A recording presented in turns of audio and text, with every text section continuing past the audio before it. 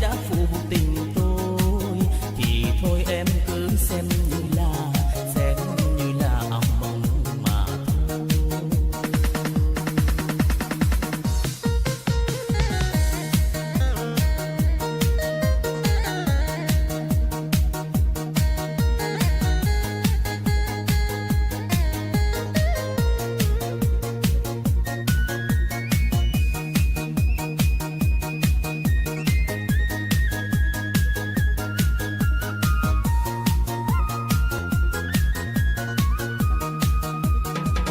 Bắt tép nuôi cò đời, bắt tép nuôi cò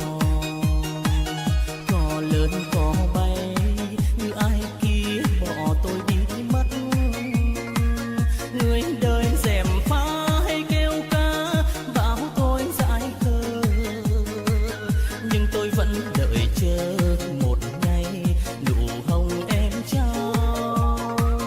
Có biết đâu ngờ nào, có biết đâu ngờ giờ còn mình tôi đang hao gầy cùng bao nhung nhớ. Nào ngờ người ta sao đang tâm bỏ quên hẹn thề, cho đêm trăng mình tôi ngồi đây hát câu mong chờ. Mở sáng anh đã lo cho em, tàn cánh anh chẳng ngại gì em, mà sao em nỡ xem như là tình ta chẳng quen.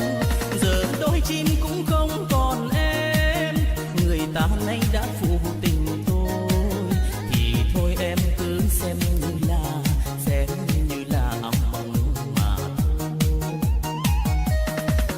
Mở sáng